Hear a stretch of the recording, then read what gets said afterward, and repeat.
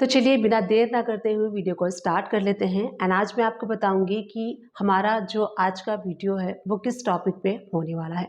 Basically आज मैं आपको बताने वाली हूँ, अगर आप ऑनलाइन बिजनेस करते हैं, ई कॉमर्स सेलर हैं, तो वहाँ पे आपको जो ब्रांच वाइज अकाउंटिंग है कैसे मेंटेन करनी है टैली प्राइम में। अब ब्रांच वाइज मैंने क्यों बोला, अब मान लीजिए कि आप ई कॉमर्स ऑपरेटर हैं, ऑनलाइन प्लेटफॉर्म का यूज़ करके आप अपने बिजनेस को रन करते हैं।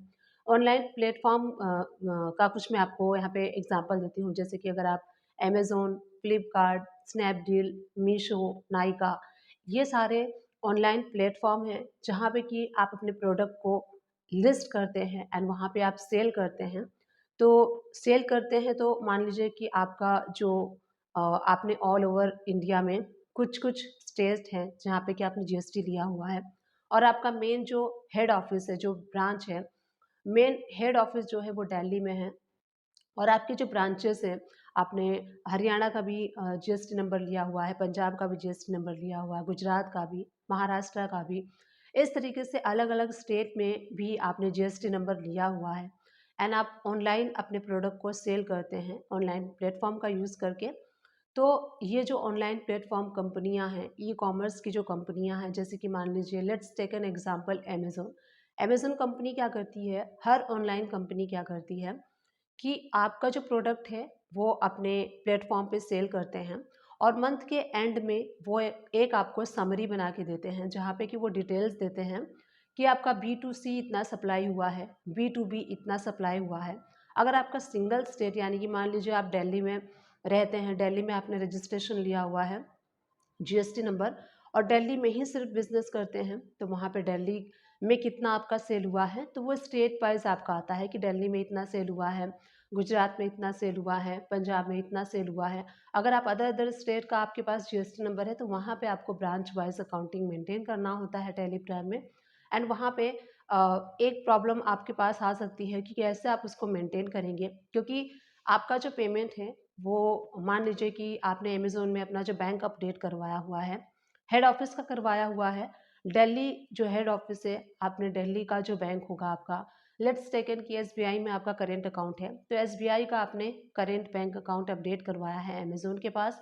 तो वो क्या करते हैं, आपका जो जीएसटी नंबर है अलग अलग स्टेट में है, मान लीजिए गुजरात में है, महाराष्ट्र में है, पंजाब में है, हरियाणा में है। अब इन चारों स्टेट में अगर आपका सेल हो रहा है, लेकिन पेमेंट आपका किस में आएगा, आपके हेड ऑफिस के करेंट बैंक अकाउंट में, यानी कि दिल्ली के करेंट बैंक अकाउंट में।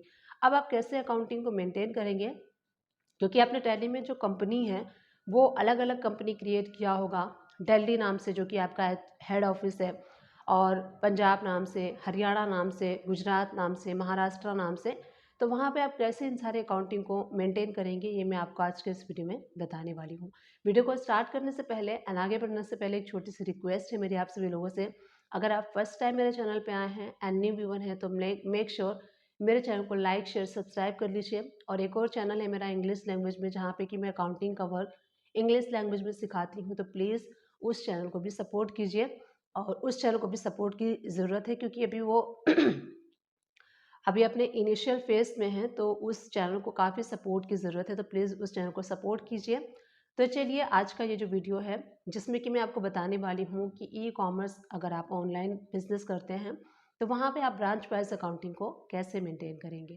टैली प्राइम मैंने यहाँ पे ओपन कर लिया है, आप देख सकते हैं मैंने दो कंपनीज ओपन की है, सुमन ट्रेडिंग कंपनी दिल्ली और सुमन ट्रेडिंग कंपनी महाराष्ट्र। इस तरह से आपके पास और भी कंपनी हो सकती हैं, जैसे कि सुमन ट्रेडिंग कंपनी पंजाब, सुमन ट्रेडिंग कंपनी हरियाणा, महाराष्ट्र। तो एक ही कंपनी मैंने यहाँ पे एग्जाम्पल लिया है, आपके जितने भी हैं वन बाय वन आप सारे क्रिएट कर सकते हैं। यहाँ पे कोई भी एक आपका हेड ऑफिस का ब्रांच होगा, जैसे कि हमारा सुमन ट्रेडिंग कंपनी जो है वो हेड ऑफिस है दिल्ली वाला, और यही अमेज़न के पास अपडेट है इसका करेंट बैंक अकाउंट, और इसी में पेमेंट आता है। तो सबसे पहले क्या होता है कि जब अमेज़न पे आप अपने प्रोडक्ट को सेल करते हैं, मंथ के एंड में अमेज़न आपको एक सेल की समरी एक्सेल शीट में प्रोवाइड करता है, एंड वहाँ से आपको एंट्री करनी होती है अपने सेल की। तो यहाँ पे हम गेटवे ऑफ दिल्ली से वी प्रेस करेंगे, from the right hand side sales voucher आपको सेलेक्ट करना है। उसके बाद चेंज मोड पे क्लिक करके एज वाउचर के मोड में हम इसको एंटर करेंगे। क्यों हम एज वाउचर के मोड में एंटर करेंगे, क्योंकि अमेज़न में आपके काफ़ी सारे कस्टमर होते हैं, किसी ने एक प्रोडक्ट, किसी ने 2 प्रोडक्ट लिया है, तो इनवॉइसेस बहुत सारे होते हैं। तो ये पॉसिबल नहीं होता है कि आप आइटम वाइज़ एंट्री करें। अगर आप आइटम वाइज़ एंट्री करेंगे तो आपको 2000, 4000, 5000 ऐसी एंट्रीज़ करनी पड़ेगी और एक-एक कस्टमर का एक-एक। तो हम यहाँ पे क्या करेंगे, परसेंटेज वाइज़ एक जो है एंट्री करेंगे, जिसमें कि हम शो कर देंगे कि दिल्ली में हमारा इतना B2B सेल हुआ है, इतना B2C सेल हुआ है। तो यहाँ पे देखिए अमेज़न का कंपनी हम क्रिएट करेंगे अंडर सन्ड्री डेटर्स के। सारी इन्फॉर्मेशन प्रोवाइड कर दीजिए कंपनी की और इसको हम सेव कर लेंगे। मान लीजिए कि टोटल आपका सेल हुआ है दिल्ली ब्रांच में 1,18,000 का, तो 1,80,000 जो है ये टैक्स के साथ है। तो टोटल अमाउंट हम कर देंगे अमेज़न कंपनी को डेबिट कर देंगे 1,18,000। उसके बाद हमें क्या करना है, जो सेल्स अकाउंट है उसको हम कर देंगे क्रेडिट। तो परसेंटेज वाइज आप कर सकते हैं, जैसे कि सेल्स लोकल @18% हमने किया हुआ है सेल्स अकाउंट के अंडर में। इस तरह से आप लेजर क्रिएट करेंगे और इसमें आपको असेसेबल वैल्यू डालनी होती है। तो 1 लाख हमारा असेसेबल वैल्यू है। टैक्स भी हमें यहाँ पे क्रेडिट कर देना है। Output SGST @9% and output CGST @9%। तो यहाँ पे जो टैक्स की अमाउंट है आपको मैनुअली डालना होता है। एक्सेल शीट में जो अमेज़न आपको प्रोवाइड करता है वहाँ पे आप फ़िल्टर लगा के वहाँ आप टैक्स जो है वो डाल सकते हैं, आपको कैलकुलेट करने की ज़रूरत नहीं है। तो इस तरह से मैंने एक एग्जांपल दिया है, तो यहाँ एंट्री कंप्लीट हो चुकी है। इस तरीके से अगर 12% वाला है तो वो भी आपको कर लेना है, 5% वाला है तो वो भी आप एंट्री कर लेंगे। अलग से आपको एसेबल वैल्यू शो करनी है और टैक्स की अमाउंट शो करनी है। तो यहाँ पे हमने एंट्री कर लिया है। इस तरीके से B2B, B2C दोनों एंट्री आप कर सकते हैं, जैसे मैंने आपको अभी शो किया। अब हमने दिल्ली ब्रांच में सेल की एंट्री कर ली है। इसी तरीके से महाराष्ट्र ब्रांच को ओपन कर लेते हैं एंड यहाँ पे भी हमें सेल की एंट्री करनी है। तो गेटवे ऑफ ट्रेड से हम V प्रेस करेंगे, राइट हैंड साइड से सेल्स वाउचर सेलेक्ट करेंगे, मोड को चेंज कर लेंगे एज वाउचर, F2 प्रेस करके डेट को आप चेंज कर लीजिए। उसके बाद सेम अमेज़न कंपनी को आपको अंडर सन्ड्री डेटर्स क्रिएट करना है। टोटल जो अमाउंट है यहाँ पे महाराष्ट्र ब्रांच पे आप फिल्टर लगाएंगे एक्सेल शीट में और जो टोटल अमाउंट होगा उसकी एंट्री करेंगे। तो यहाँ पे मैंने 59,000 की एंट्री आपको एक्सप्लेन करने के लिए किया है। तो 59,000 अमेज़न हो जाएगा डेबिट और सेल्स IGST है 18% 50,000 और उसके ऊपर हम टैक्स अप्लाई कर देंगे 9,000। इस तरह से आपको एंट्री करनी है एंड नरेशन में आप मार्क कर सकते हैं कि अमेज़न सेल है for the month of October. तो यहाँ पे हमने 2 ब्रांचेस की एंट्री कर ली। इस तरीके से आपके जितने भी कंपनीज होंगे, ब्रांचेस होंगे, सारे ब्रांचेस में आप एंट्री कर सकते हैं, जैसे मैंने आपको अभी महाराष्ट्र में शो किया। अब सेल की एंट्री कंप्लीट हो चुकी है। अमेज़न जब आपको पेमेंट करेगा आपके करेंट बैंक अकाउंट में, तो पेमेंट की एंट्री कैसे करनी है, तो पेमेंट आपका आएगा HO में, जो हेड ऑफिस है, आपका हेड ब्रांच है।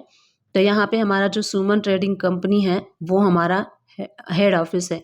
तो इस पे हम पेमेंट रिसीव करेंगे और जो महाराष्ट्र कंपनी है, क्योंकि अमेज़न के पास करेंट बैंक अकाउंट हमारा HO का है, तो महाराष्ट्र का पेमेंट, जितने भी ब्रांच का पेमेंट है वो सारा पेमेंट आपका दिल्ली में ही आएगा, HO में ही आएगा।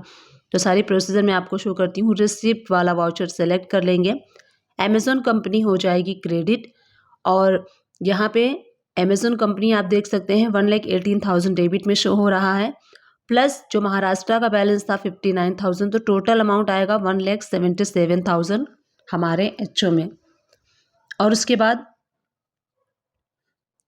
हमारा बैंक जो है वो डेबिट हो जाएगा। तो इस तरीके से हमने दिल्ली में महाराष्ट्र का भी पेमेंट रिसीव किया है। अब आ गई यहाँ पे एडजस्टमेंट एंट्री आपको कैसे करनी है, क्योंकि सेल्स की एंट्री हमने कर ली, पेमेंट रिसीव भी कर लिया है। अमेज़न का आप लेजर देखेंगे तो हमने सेल किया था 1,18,000 का और पेमेंट हमने रिसीव किया है 1,77,000 का। 59,000 जो है ये महाराष्ट्र का पेमेंट है, बट हमने, हमारा जो हेड ऑफिस है इसलिए हमने यहाँ पे रिसीव किया है। अब हम यहाँ पे एडजस्ट करेंगे, एडजस्टमेंट की एंट्री पास करेंगे। तो Alt+A प्रेस करेंगे आप और Alt+A प्रेस करने के बाद यहाँ पे एडजस्टमेंट की एंट्री कैसे करनी है वो मैं आपको भी बताऊँगी। तो Alt+A प्रेस कर लेते हैं, राइट हैंड साइड से हम जर्नल वाउचर सेलेक्ट कर लेंगे। अब हम क्या करेंगे, जैसे कि पेमेंट हमने टोटल रिसीव की है अमेज़न में, तो यहाँ पे जितने भी ब्रांचेस में आप सेल करते हैं वो सारे सेल को आपको उठा के यहाँ पे लाना है। तो अलग अलग तरीके से कर सकते हैं आप एंट्री, ये भी एक वे है। तो हम क्या करेंगे, अब जो महाराष्ट्र में हमने जितना सेल किया था वो हम यहाँ पे शो करेंगे। तो सुमन ट्रेडिंग कंपनी महाराष्ट्र का लेजर हम ब्रांच डिवीज़न में क्रिएट करेंगे 59,000, और अमेज़न पहले क्या है 59,000 से डेबिट हो जाएगा, और यहाँ पे जो सुमन ट्रेडिंग कंपनी महाराष्ट्र ब्रांच है वो हो जाएगा क्रेडिट। यानी कि अब हमने यहाँ पे क्या किया है, अमेज़न का सेल बढ़ा दिया है और महाराष्ट्र ने दे दिया है। अब आप देखेंगे तो अमेज़न का लेजर नील हो चुका है। 1,18,000 का सेल था, 177 पेमेंट रिसीव हुआ और 59,000 अगेन हमने बैलेंस बढ़ा दिया है, यानी कि हम सेल उठा के ले आए हैं महाराष्ट्र वाला। अब यहाँ पे इस लेजर में कोई भी कन्फ्यूज़न नहीं है। अब सेकेंड हमारा कहाँ एडजस्ट करना है, सुमन ट्रेडिंग कंपनी महाराष्ट्र के ब्रांच में लेजर ओपन कर लेते हैं अमेज़न का। तो यहाँ पे तो हमने सिर्फ सेल की एंट्री की है, पेमेंट की एंट्री तो आई नहीं है। तो यहाँ पे हमें एडजस्टमेंट की एंट्री पास करनी है। जर्नल वाउचर सेलेक्ट कर लीजिए, ऑल्ट सी प्रेस करके हम यहाँ पे क्रिएट करेंगे सुमन ट्रेडिंग कंपनी दिल्ली लेजर को अंडर ब्रांच डिवीज़न, क्योंकि ये ब्रांच का लेजर है इसीलिए। अब यहाँ देखिए हमें किस ब्रांच को डेबिट करना है, किस ब्रांच को क्रेडिट करना है, किस लेजर को डेबिट एंड क्रेडिट करना है वो मैं आपको बताती हूँ। तो जर्नल वाउचर सेलेक्ट करने के बाद अब यहाँ पे हम डेबिट किसको करेंगे, डेबिट हम करेंगे सुमन ट्रेडिंग कंपनी दिल्ली ब्रांच जो हमने क्रिएट किया था। 59,000 से डेबिट हो जाएगा और जो अमेज़न है वो हो जाएगा क्रेडिट। तो इस तरीके से जब आप सेव करेंगे इस एंट्री को तो एडजस्टमेंट एंट्री नरेशन में आप मेंशन कर सकते हैं। अब आप यहाँ देखेंगे तो ये लेजर भी नील हो चुका है। तो इस तरीके से आप ब्रांच वाइज अकाउंटिंग में अगर किसी एक ब्रांच में पेमेंट आता है सारे ब्रांचेस की, तो इस तरीके से अकाउंटिंग को मेंटेन कर सकते हैं, जैसे मैंने आपको आज के इस वीडियो में बताया। डिस्क्रिप्शन बॉक्स से चेकआउट करना ना भूलिएगा, वहाँ मैं टैली एंड अकाउंट से रिलेटेड मैक्सिमम वीडियोस की लिंक प्रोवाइड कर दूंगी। उन सारे वीडियो को आप वॉच कर सकते हैं, अपने अकाउंटिंग के वर्क और इम्प्रूव कर सकते हैं, अपनी डेजिग्नेशन को भी इम्प्रूव कर सकते हैं। अगर आप अकाउंटिंग में अच्छे पोस्ट पे जाना चाहते हैं तो मेरी डेली बेसिस की वीडियो को आप वॉच कर सकते हैं। Thank you for watching, keep watching.